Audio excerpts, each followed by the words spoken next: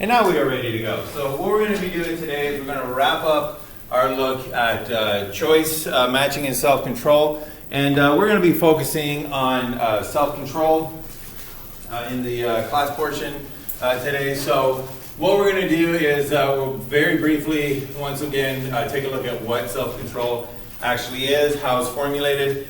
And then we're going to spend the majority of today's meeting time taking a look at the Ainslie and Rachlin model of self-control, which is a great way of understanding self-control, and especially understanding when self-control is successful and when self-control fails, what exactly is happening in those situations. So why does it fail sometimes? Why are we successful at other times? And it'll also give us insight into how to manipulate our rewards to maximize our self-control. So let's start with a hypothetical scenario. Let's say that IUSB is running a promotion for its students. It's running an event for its students. And one of the prizes in this event is a cash prize. And everybody is entered. As a student here at IUSB, everybody is entered. And lo and behold, you have won the cash prize. And you are given a choice between two options. You can either have $10,000 today, right now, cash in hand. The person literally shows up to you with a briefcase full of $10,000 in cash. Or if you're worried about carrying that much, they show up with a way to transfer it into your bank account. Whatever it is, you can have $10,000 right now. That's option number one. Option number two is that if you wait until you graduate, you can have $100,000. So we have this idea of $10,000 now or $100,000 later. So the question is, well, what do you do? And as we're going to see, your answer is going to be very different depending upon your reward functions. So for example, if you've been taking out student loans and you've been paying for university and you've racked up a ton of student debt, you might take a look at that situation and say, you know what, $10,000 sounds really good right now, but $100,000 when I graduate, wow, just wipe out my student debt, start my life with no student debt, maybe even with $4 or $5 left over, whatever it might be. But anyways, you might choose that $100,000 later down the road. However, if you're in a different situation, if you say to yourself, oh my gosh, what a lucky occurrence, one of my loved ones is sick, they're in the hospital, they don't have medical insurance, and they need the conveniently priced surgery of $10,000 in order to save their lives. You, in that case, would say, you know what, $100,000 down the road? Ooh, boy, that sounds nice, but I'll take the $10,000 right now. And as we're going to see, that completely depends upon what your reward functions are for those two different monetary amounts, and more importantly, for those two different reward durations or reward latencies. We're also going to take a look at some characteristics of different types of individuals. So psychopaths, we mentioned psychopaths before. One of the things about psychopaths or sociopaths, I'm not entirely sure what the difference is, but one thing about them is that they have poor impulse control. They act on impulse. They do things spur of the moment. They will punch a friend in the face and they won't even care. So we're going to take a look at how Ainslie and Rachlin's model of self-control can explain why is it that they're making those particular decisions. We're going to see why children tend to have poorer impulse control, tend to have poorer self-control, whereas as you grow up and you become an adult, you're able to more and more control those basic impulses. And then finally, we're going to take a look at a method for enhancing your self-control. So if you do want to exercise self-control, if you do want to increase your self-control, there are ways to manipulate your reward functions so that it becomes easier to make that choice that is considered to be the self-control choice. All right, so we're going to start our look at self-control with a really nice illustration from Jaws of the changing nature of that reward function. So one of the things we mentioned before is that when a reward is right there in front of you, you tend to value it much more than when a reward is off into the future. So we're going to take a look at one of the best monologues ever by Quint. And if you haven't seen Jaws already, I highly recommend it. It's the perfect Thanksgiving movie. Let's go with that, whatever. But anyways, so just for those of you that haven't seen it, just to give you a little bit of background as to what's occurring right now. So, not a spoiler alert, they're out hunting a shark. And what they start doing is they start comparing war wounds. So this is Captain Quint. He is, the crusty old sailor. I forget his name, but he's an oceanographer. He's a marine biologist, actually. So they've all interacted with sharks before. So they start doing these things where they're like, oh, take a look at the scar on my leg over here. And they're like, oh, you think that's a scar? Look at my arm over here. And it's like, oh, you think that's a scar? Look at my ribs. So they start doing that, and then they get to a tattoo that Quint has had removed. And it's from his service in the Navy. And it turns out that he was on the SS Indianapolis. He was on the ship that delivered the bomb that was dropped on Hiroshima. And this is his story of what happened after they delivered that bomb. Japanese submarine slammed 2 torpedoes in the first sight. Was coming back from the island of Tinian Delay, just delivered the bomb, the Hiroshima bomb. 1,100 men went into the water. The vessel went down in 12 minutes. Didn't see the first shot for about half an hour. Tiger, 13-footer. You know that when you're in the water, Chief? You tell by looking from the dorsal to the tail. What we didn't know was our bomb mission had been so secret. No distress signal had been sent.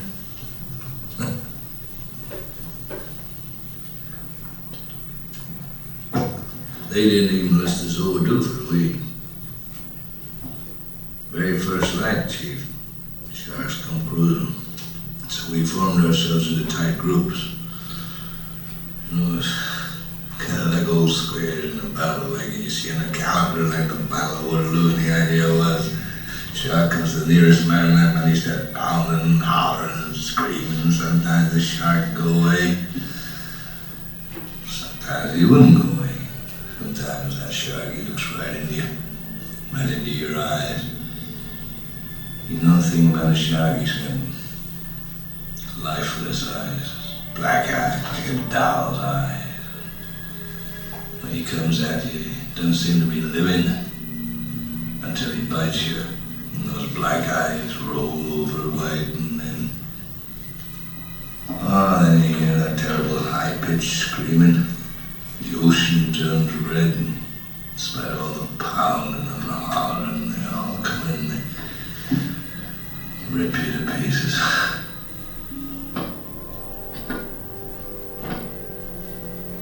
By the end of that first storm,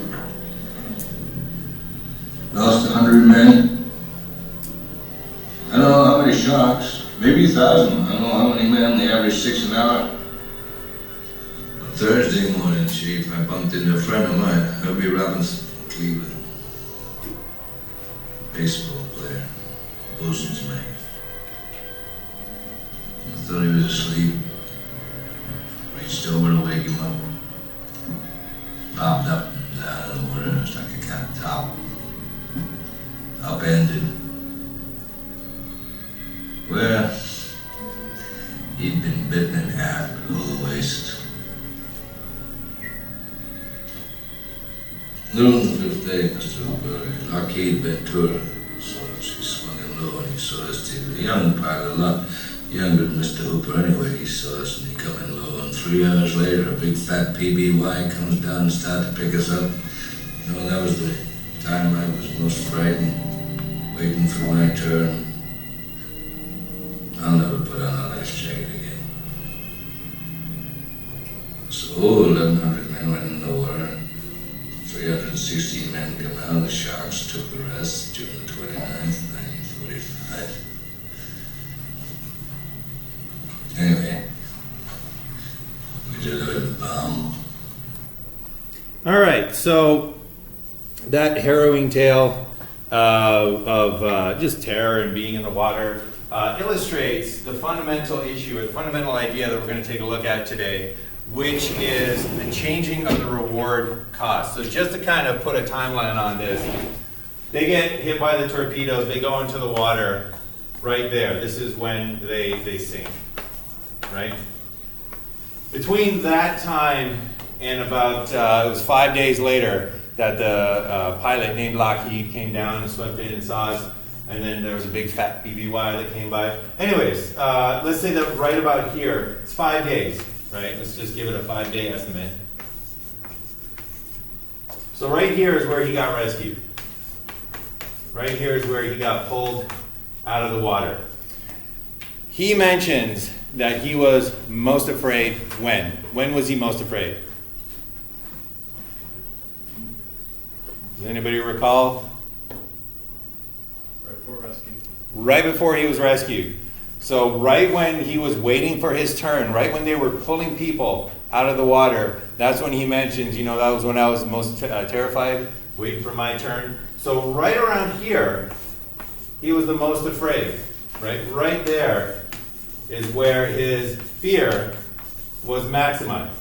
But where in this timeline did he have the smallest chance of survival?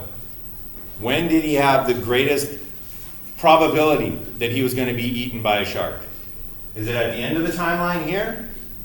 Is it at the beginning of the timeline? Right, so right here is where he had the greatest chance of being eaten by a shark. So you're in the water for 5 days. Right here is where you get your greatest chance. Right here, you've been saved. Right here, you're almost saved. You have your highest probability that you are going to be saved. And yet, completely irrationally, that's when he was most afraid. If his mind was working rationally, as soon as he went into the water and saw the first sharks, he would understand, oh my gosh, the biggest danger is right now. This is the greatest time between when the sharks are here and when our rescue is coming. This is when I should be most afraid. However, he was most afraid when he was waiting for his turn. So we're going to see that that is based on the principles of reward value and how reward value changes. So we're going to see that his rescue, that reward value of being rescued, changed internally for him as he got closer to actually being rescued. So keep that story in mind. We're going to take a look now at what is self-control. Just a real quick recap. We covered this last time. Self-control is choosing that optimal pattern of behavior. That's when people consider to be in self-control. That's when people consider other people have self-control, when they choose that optimum pattern. And it just so happens that in our universe, that often involves choosing a larger, later reward rather than a smaller, sooner reward, or it involves choosing a smaller, sooner punishment rather than a larger, later punishment. So we took this illustration, we gave the example of people trying to get healthy, people trying to get fit. Being fit, that is a larger, later reward. Things that get in the way of being fit, like indulging in donuts, that's a smaller, sooner reward. So we know that that's a larger reward and that's a smaller reward because if we had the magical ability to grant people either their fitness goals or a donut right now, I think just about everybody would say, you know what, I'll take the fitness goals, I'll go with that. So we know it's a larger reward, but we also know that it's a later reward. You can have that donut right now, or we're probably only in the United States, we're probably only like 10 minutes away from a donut at any particular time, right? So you can have that donut way sooner. Depending upon where you are in your fitness goals, it could take months, it could take years, right? It's a much later reward. And this is part of the reason why people go off the rails very often, lose that self-control. And also, this is why if you see somebody at Thanksgiving dinner and they say, you know what, I'm really trying to be fit this winter. I'm trying to watch my health. I'm trying to improve my healthy choices, and I'm going to pass up on the donut. You take a look at them and you say, oh, you're passing up on the smaller, sooner reward for that larger, later reward? Boy, do you have self-control. passing up on a donut here during Thanksgiving, tons of self-control. The person who says, oh yeah, I'm really trying to get fit, I'm trying to improve my health, and I'm going to have 12 of these donuts, you don't look at them and say, wow, that is self-control right there. No, you say, oh, you're cashing in this larger later reward for your smaller sooner reward. That is not self-control. All right, so in terms of, oh, you shouldn't be there. There we go. In terms of understanding this, in terms of formalizing this, Ainslie and Rachlin came up with a model for self-control. And the linchpin of the model, the thing that it pivots on, is the idea that your reward function, your preference, how much you value a smaller sooner or larger later reward has to do with how big the reward is, but also how far off that reward is. So those two things contribute to the psychological value that we have for a reward. And that psychological value that we have for a reward, that shifts as a function of how delayed that reward is. So we mentioned before about the choice between the prize. So again, if you were offered a prize, a nice way to understand this reward value changes. If you were offered a prize of $10,000 right now, or $100,000 when you graduate, you're going to choose whatever is the highest reward value. And that reward value changes as a function of its delay. So it makes a difference that it's $10,000 right now versus $100,000 later. And it also makes a difference what your personal reward is for that monetary amount. So it makes a difference whether or not you're looking at student debt that you're going to have to pay off once you graduate, or are you looking at a loved family member who needs an operation and needs it soon, can't afford it, and the operation is $10,000. So let's take a look at those two functions. We'll take a look at those two functions. But first, let's take a look at the general idea behind this, and we'll go back to Quint and take a look at his reasoning for why he was most afraid right there. All right, so this is a graph of the Ainslie-Rachlin model of self-control. Specifically, this is a graph of how reward value changes over time. So the first thing we got here on the x-axis is we have time. So this is where you kind of are at any point before you get the reward delivered. So right here is where you get the reward. Right here is where you get the $10,000. Right here is where you get pulled out of the ocean. Right here is where the reward is delivered. And then this is a function of how much do you value that reward at any point in time before them. So that's reward delivery right here. And then we have reward value up here on the y-axis. And it's important to understand that this is psychological reward value. This is what the reward is worth to you. So interestingly, the same way that the same objective reward can mean different things to different people, right? So I'm assuming that for most of us, $10,000 would have a very high psychological reward. I would imagine that for Jeff Bezos, that same $10,000 would have a very low psychological reward, right? If he saw $10,000 lying on the street, he might not even bend over to pick it up. It's too much effort for that small of a reward to him. Importantly, it's $10,000. That has not changed. But what's changed is what's the psychological value of that money. So that's what this reward value is. It's not the objective amount. It's what does it mean to you? What is the psychological reward value of this? And what Ainslie and Rachlin propose is that that psychological value, that increases as you get closer and closer to the actual delivery of the reward. And this helps us to make sense of that irrational fear that, that Captain Quint had when he was most afraid, when he was just about to get pulled out of the water. So if we relabel these axes here for his particular situation, We can relabel this as fear of losing reward. So reward value and fear of losing reward, they're the same things, they're just inverses of each other. So fear of losing reward, fear of not being saved, right? Fear of being killed by the sharks. That's what this is. So the fear of losing the reward, you lose it in his situation if you get eaten by the shark. The reward delivery is over here. This is where it's finally his turn and he finally gets to be pulled out of the water. That area right there, that's where he first goes into the water. When he first lands, when the boat first sinks and they see the first sharks and they realize that it's going to be a long time before people come to save them, right? Even if they didn't know that their mission was so secret, no distress signal was sent. Even if they didn't know that, they still know it's going to take a while for people to save them. So the reward of his being saved is actually psychologically low at that point. Sure, it's high. I mean, let's face it, it's being saved.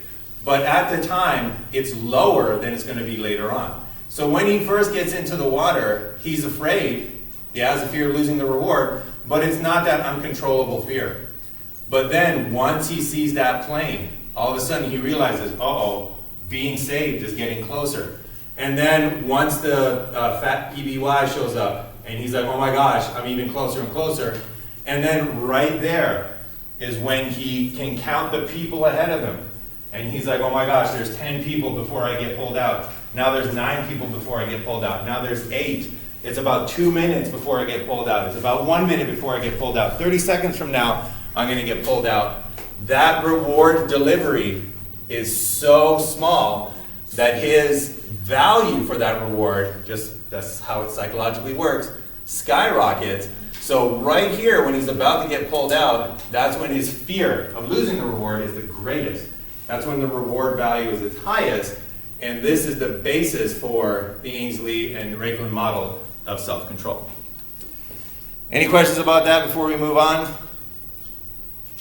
Incidentally, this is also why kids get excited about their Christmas presents on December 1st, but that same present, that same bright and shiny box, drives them bananas on December 24th because it's so close. And then Christmas morning, when they're waiting for their turn to open the present, that's when they're going absolutely bananas because the reward of that very same Christmas present skyrockets when it's just about there, just about time to deliver. All right, so let's take a look at the choices that people make for that lottery. $10,000 now or $100,000 when you graduate. If this is your situation right here, then what happens is you have a smaller, sooner reward. That's $10,000 right there. Importantly, that's the psychological effect, the psychological value of $10,000. So the height of this line indicates how highly you would value that reward once you get it. Right? The height of this line is how much psychological reward does that prize have once you receive it. So that's the smaller, sooner reward. There's your larger, later reward. And as you can see, this one is smaller, but it comes sooner. This one is larger, but it comes later, right? So it makes sense. The key here, though, is that your reward function for that changes as a function of time. So this is the reward function when the person offers you that $10,000 right now. You can get it very soon. So they're literally going to be like, hey, I got this briefcase right here, and I can give you this $10,000 right now. And literally the time that you're waiting is the time that it's going to take them to go like, there you go, right? Here it is. So very short, but still has that increasing function. Your larger, later reward has a function as well. And in this case, this $100,000 when you graduate so you can pay off your entire student debt, that's how much it's psychologically rewarding for you. And that is your reward function right there. And this is why in this situation, you would choose the $100,000 because you always choose the reward that is psychologically more valuable to you. At any point in time, you choose the reward that has higher value for you at that time. So when the person first comes up and says, you know what, $10,000, right here, I got $10,000. All you got to do is say the word, and you would be like, you know what? That's my value for 10,000. There's my value for 100,000. I'll take the 100,000. And if they're like, are you sure? A little bit closer, right? Right about there. You'd be like, ooh, that's a little bit more tempting now. You know what? Still 100,000 because it's still a higher value. If they like shove it in your face and they're like, are you sure? It's right there. Just reach out and grab it. You'd be like, oh man, it's tempting, right? This is the most it's ever been worth, but 100,000 is still worth more. I'm going to go with the 100,000. And then they say, all right, you made your choice. $10,000 is off the table. That's why this line disappears. And right about here, you're like, nah, I made a good choice. And right about here, you're like, wow, I really made a good choice. And right about here, you're like, whoa, super choice. And when you graduate, you're like, that was an awesome choice. And you always choose the line that's higher. So that's why a person in this situation would choose $100,000 down the road. What about this situation? Well, this situation has different value amounts. So it's still $10,000 now. It's still $100,000 later. But for this person who has a loved one in the hospital waiting for the money for a life-saving operation, that $10,000 is worth that much psychologically. It's still $10,000, but for them, it's almost priceless, right? So it's worth an astounding amount. The $100,000 by comparison, worth very, very little. And that's why when that offer is made, there's your reward function for the $100,000. There's your reward function for the $10,000 that includes the psychological value of your loved one in there. And when the person says, hey, guess what? You just won this $10,000, you'd be like, yeah, give it to me right now. And if they said, are you sure? And it's like, yep. And if they said, you know, here, like it's close to you, are you sure? You'd be like, yeah. Your answer is yes, yes, yes, yes, yes, the whole way around. And then you would cash it in, at which point the in this case, the later reward is no longer available. But notice, at no point would you ever regret your decision in this case. Even when you graduate, and you're sitting there going, you know what, I could have had $100,000 right now, but I'd rather have my mom. You know, I'm glad I saved her. I don't regret it at all. Because this reward so far outweighs this larger later reward. All right, so any questions on kind of the basic idea of that changing reward function? Make sense? All right, so let's take a look at where we change our mind. Let's take a look at where we fail in terms of exercising self-control. So typically when we fail in exercising self-control, it's when our smaller sooner reward at some point becomes higher than our larger later reward. So let's set up this situation here. Let's say that, I don't know, hypothetical, you're studying for exams. And you need to study for exams. The reward is to do well on the exam, to graduate with your degree, to get the job that you want, the career that you want. So studying for the exams and doing well is the larger later reward. So you got an exam coming up in the next week. That's your larger later reward. However, this weekend, your friends are asking you, hey, let's go out. I heard, there's this party going on. I got tickets to this great event. Come out with us on Friday. Friday we're going to go. We're going to travel into Chicago. It's going to be amazing. And you know that you should spend time studying on Friday because you got your exam, let's say the coming Monday. But they're like, you know what? Come with us. Party with us. We want you there with us. So what are you going to do? Well, it completely depends on your reward functions. So there's the smaller sooner reward of going to the party. You are going to enjoy it. It's going to be a good time.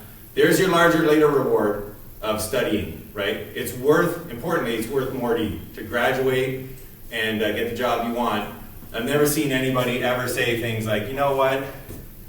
I didn't finish, university. I dropped out early, but thank goodness I went to that concert, that second year when I should have studied. Usually you don't say that.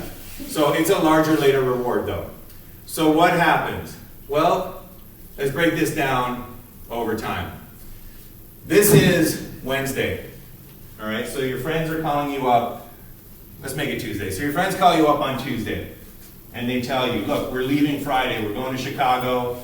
We got a ticket for you if you want it. You want to come with, just let us know, if you want to do it. So this function here is your larger later reward. And that's the psychological value of that reward on Tuesday. This is the psychological value of the reward of going to the event on Tuesday. So when they call you up on Tuesday, you internally check your psychological values and you say, you know what? I got to pass. I need to study. Because studying at that point is worth more than going to the event. So when they call you up on Tuesday, you say, you know what? No thanks. I got to pass. I'm going to study. So that's Tuesday. So that's Wednesday, right? We move ahead one day. So they phone you up again and they say, hey, are you sure? You sure you don't want to come out? It's going to be really good. It's going to be a fun time. And you take a look at your reward functions and you're like, you know what? No, I'm still choosing to study because that is still psychologically the higher reward. And then it gets to Wednesday. And on Wednesday they call you up again. And once again you say, you know what? I got to turn it down. I got to go. I got to study. Thanks for the invite, but it's still worth more to me to study. So then, whoops, I kind of jumped ahead, all right? So anyways, so then you have Thursday. And on Thursday, they call you up one more time, and they say, do you want to go or do you not want to go? And notice, this is where it crosses over. And that's where you would be on the fence. And you would say, oh my gosh, I really want to go, but I really should study. It sounds great, but I really want to do well on this exam. At this point, the psychological value of each of them is the same. And this is when you would be like, I'm having a hard time deciding. I don't know what I want to do. So if they say, all right, fine, we'll check in with you tomorrow. Tomorrow comes, they knock on your door. It's Friday night. They knock on your door and they say, look, we're leaving right now. We can give you half an hour to get ready. If you want to come with us, it's right here. If you want to study, that's fine. At that point, you check your reward functions, and this is the first time, let me back it up, this is the first time that the smaller, sooner reward now outweighs psychologically your larger, later reward. So when it's Friday night, and you're leaving that night, and the reward is being delivered right then, that's when you do the same thing you've done so far. And you say, you know what, let me check my internal psychological value. Turns out going to the party is higher psychologically in terms of value. So yeah, let's do that. I'm going to go to the party. You make that choice, and that's that breakdown in self-control. So you make that choice to go to the party. You're not going to study that weekend. So you go to the party on Friday night, and this is Friday morning. You wake up and you say, you know what? This is the value of the party right there. That would have been the value of studying. I'm glad I came. It's Saturday morning, I'm glad I came. I feel good about my decision. The psychological value of studying is still lower than the psychological value of going to that party. I still value my decision. Right around here on Saturday afternoon, you check in with yourself again and you're like, you know what? I still think I made the correct decision because the value of the party is still higher than the value of studying would have been. Right around Sunday, you start to regret your decision. Because right around Sunday, when you're like, oh my gosh, that exam is tomorrow, now the exam has come close. Now the value of studying has increased psychologically. So now you start to regret your decision, and you're looking back going, why did I choose to come on this trip? I should have been home studying. When you're driving home from Chicago Sunday night, you're like, oh my gosh, I am a moron. What have I done to myself? And then when you're sitting in the exam room, waiting for your exam, that's when you start saying, never again, this is the worst thing I've ever decided. Because at that point, once again, you psychologically check in on yourself, and you realize that the larger, later reward is way higher than that smaller, sooner reward. And this is when you're like, oh my gosh, look at this gap in reward value. What was I thinking? Why did I cash in this and forfeit that? But notice, very importantly, you made the maximizing your value decision at every point in time. At every point in time, you checked in and you said, which one is worth more to me right now? And that's where you base your decision. So the loss of self-control happens when that smaller, sooner reward goes higher than your larger, later reward because it's being delivered sooner. All right, any questions on that? Incidentally, that is why this function right here is exactly why if you are trying to reach your health goals, if you are trying to eat healthier, if you ever look at tips online for how to do that, one of the things they say is purge your house of everything that you are not supposed to eat that is unhealthy for you, because purging your house means that if you want that smaller, sooner reward, you're not here where it's right in your cupboard and you're literally 30 seconds away from it. You're over here where you got to get yourself dressed and get in the car and go down to the 7-Eleven, right? That helps you to decide to choose the larger, later reward because of the distance of that smaller, sooner reward. All right, so let's take a look at trying to understand some other behaviors using this Ainslie-Rachlin model of self-control. And again, it all has to do with what choice do we make. It all has to do with, at the time that we're making our decision, which one of these lines is higher? Is it the smaller, sooner reward, or is it the larger, later reward? So let's take a look at psychopaths right now and see what's going on with them. So if you haven't seen Clockwork Orange, this is Alex. Alex is a psycho. He is the leader of a group that is that he calls his droogies, literally his others, and they're basically a hyper-violent gang that goes around. But it's important to realize and understand in his life, these are literally his best friends. These are his mates. These are the people that he can turn to. These are the people that he can count on. They're the ones that, you know, they have a bond. They're literally, like I said, best friends. But let's take a look at how he treats his best friends, and you're going to see that he does exactly the kind of things that you would expect a psychopath to do. So the first thing that I'll mention is that they are speaking English, but they do use a slang, so if you don't understand half of what they say, that is fine. But just to set up this situation, Alex is the leader of this group. He's the de facto leader of this gang. And at this point, one of his other members, Georgie Boy, makes a suggestion that, hey, you know what? Maybe I should be leader for a little bit of time, and we'll see what happens. I taught you much, my little droogies. Now tell me what you had in mind, Georgie Boy. Oh, the old look and glass first, will you not say? He's taking the sharpness up. Showed him a lot of blood. But you especially, we had the start. We got a start on you. Yeah, a lot of blood, eh? Yeah.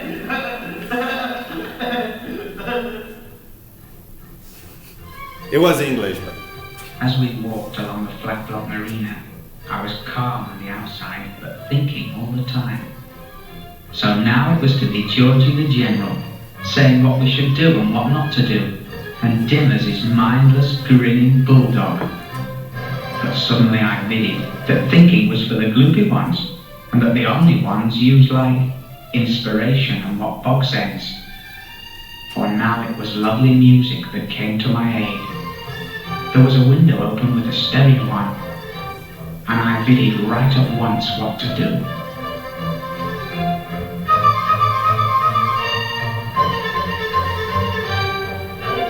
Alright, so again, these are his best friends. And literally they were like, hey, why don't I try being the leader for a bit? And this is Alex's reaction.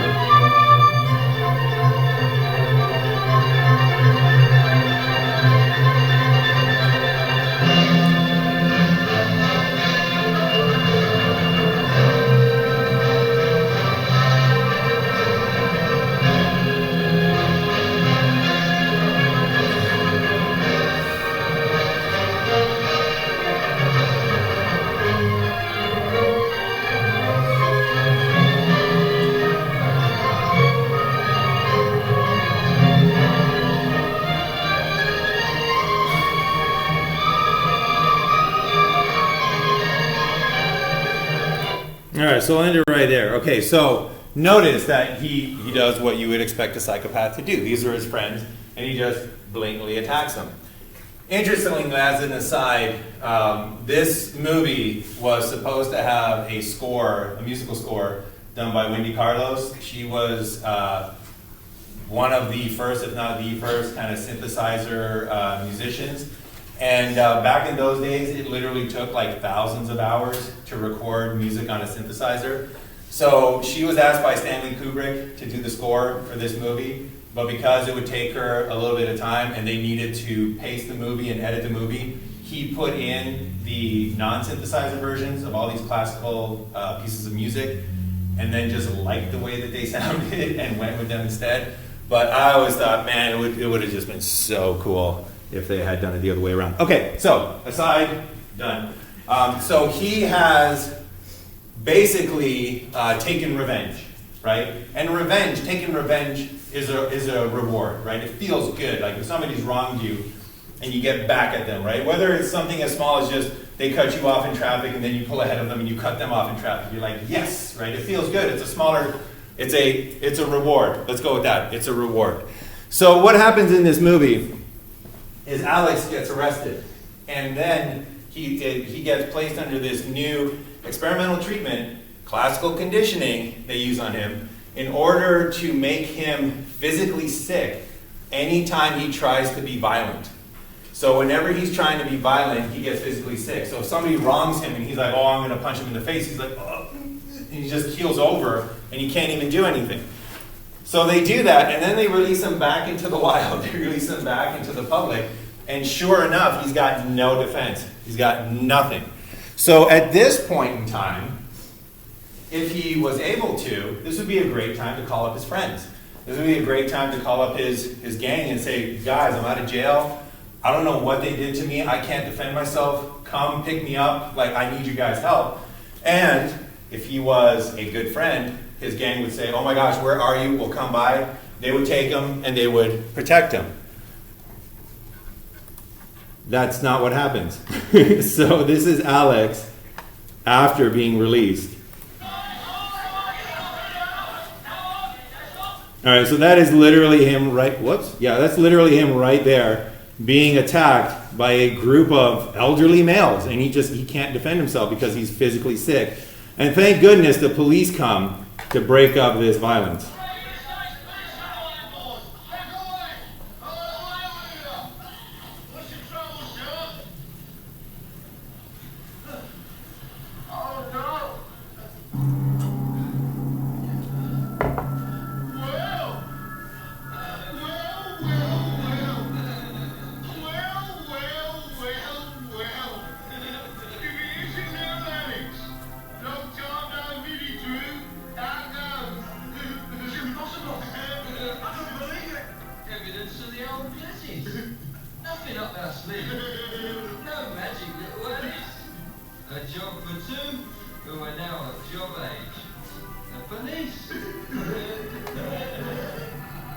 All right, so we'll cut that one a little short. I think you can tell by the laughing, they're not going to help him.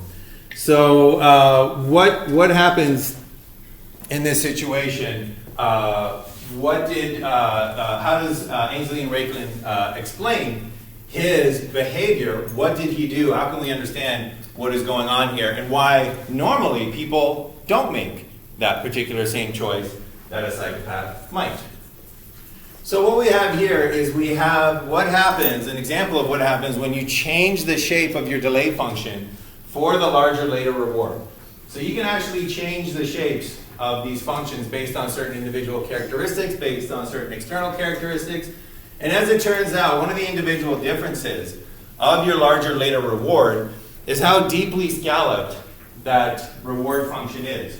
What that means is it a very deep curve like that, or is it a very flat curve like that? So it does, everybody's reward function increases as you get closer to the delivery, but some of them increase a lot, others increase less. And depending upon how deep your curve is, how curved your function is, that equals more impulsivity. People with very deep curves will be more impulsive. Impulsive means you cash in your smaller, sooner reward. So this explains what happened to Alex and psychopaths in general. They have very deep reward functions.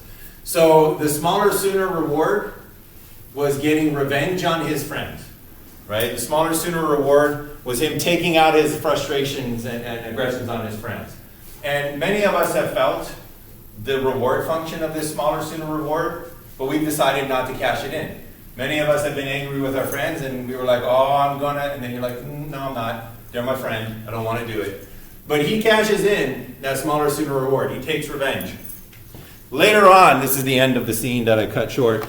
Later on, he does not have that larger, later reward. He doesn't have a larger, later reward of actually being able to call on his friends or being able to depend on his friends. In fact, this is what they do. They basically beat him and half try to drown him. So what happened here? This was his reward function. So he had a deeply scalloped, larger, later reward function here. So this is the reward function of somebody with psychopathic tendencies.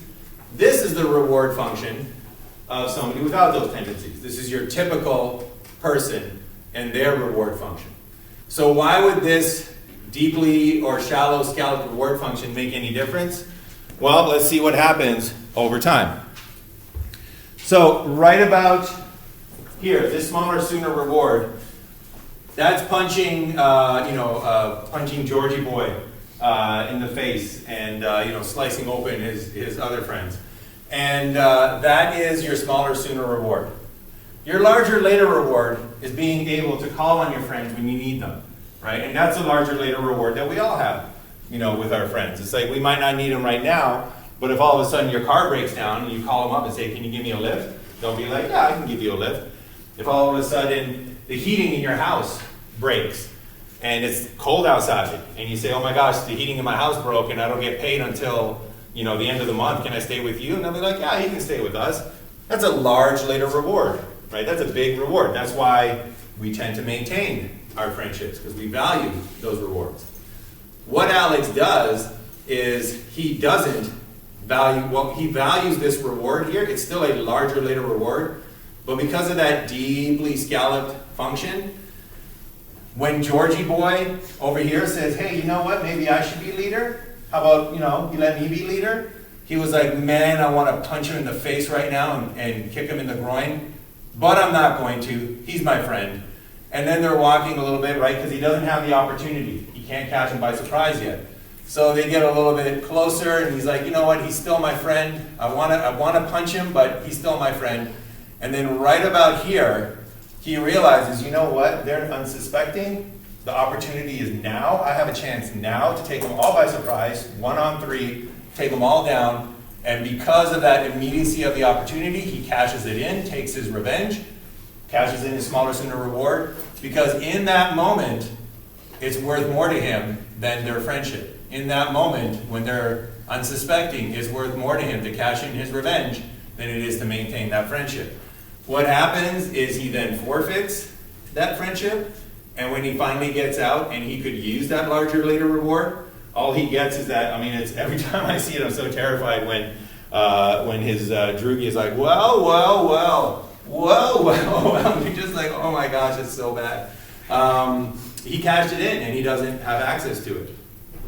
That's a psychopath.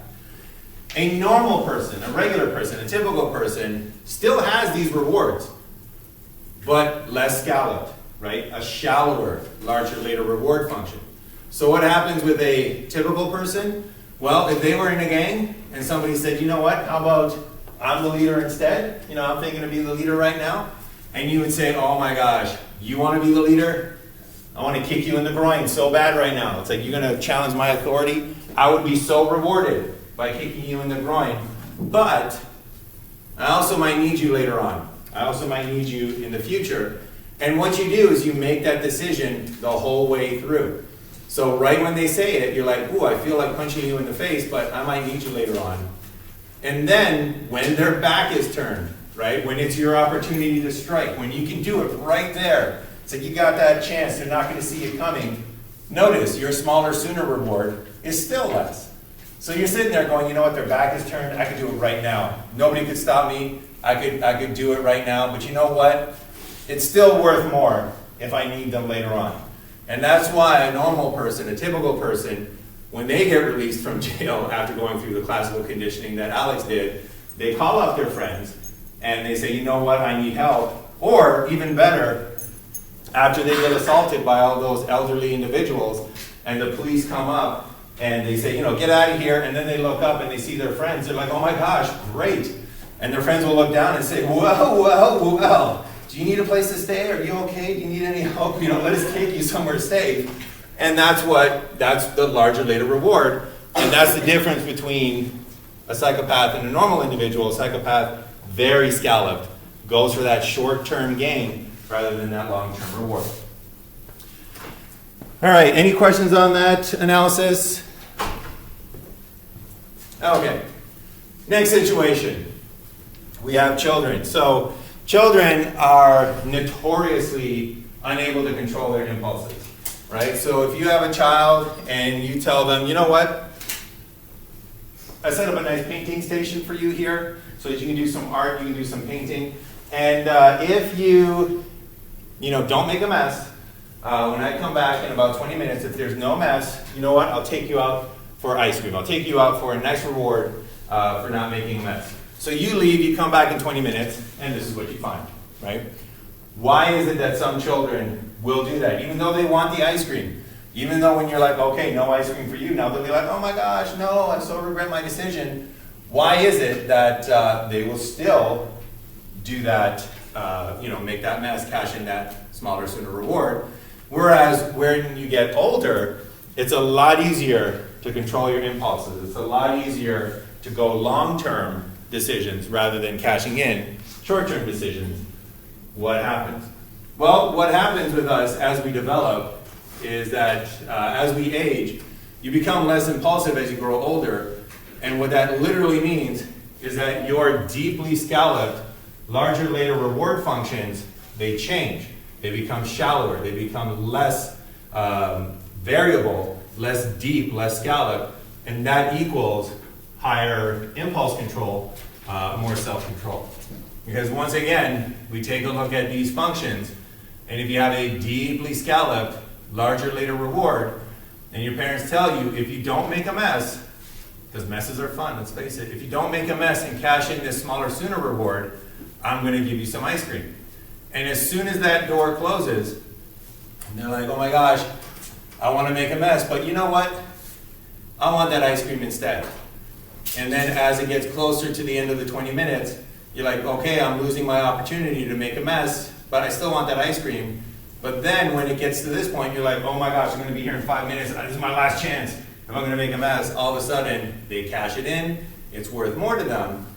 And then when the parent comes and they're like, right here, where they go, oh, well, you made a mess, so we're not going to go out for ice cream tonight.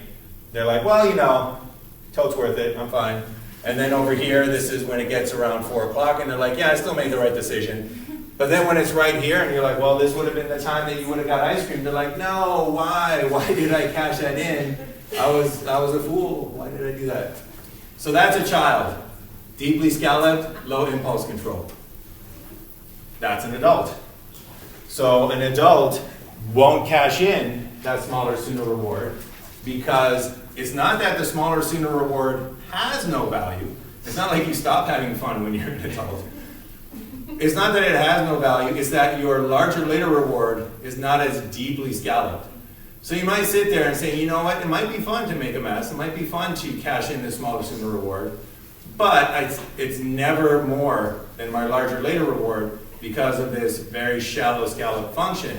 So you never cash it in, and it's self-control. Now, once again, notice, and this is very important to remember, both of these individuals are in essence doing the exact same thing. They are both at every single point in time choosing the reward that is more valuable to them. So it's not like we get this new ability when we increase our self-control to somehow deny ourselves. It's not that we're denying ourselves, it's that we're always choosing what's worth more to us in that particular situation. And that's basically it. And it depends on the curves of our smaller, sooner, and larger, later rewards that makes the difference as to whether or not we cash in that smaller, sooner reward, or if we pass it by and always choose that larger, later reward. All right, so that was two things that change the value of your larger later reward. Basically, developmental processes of aging change the larger later reward, and also just individual differences. Some people have more deeply scalloped functions than other individuals have. That's an individual difference. But the last thing we're going to take a look at is how you can actually change one of these functions, which is the smaller, sooner reward, in order to increase your ability to hold out for that larger, later reward, i.e., in order to increase your self-control. So this is known as, or this procedure is known as a commitment response. And what a commitment response is, it's something that you do to reduce the value of that smaller, sooner reward. It's something that you put into place, a contingency that you put into place that somehow reduces the value of the smaller, sooner reward. So the easiest kind of example to illustrate this point is the commitment response of money. So one thing that you can do is, if you want to make sure that you pass up a smaller, sooner reward, you can insert a penalty, somehow a monetary penalty that is if you cash in that smaller, sooner reward.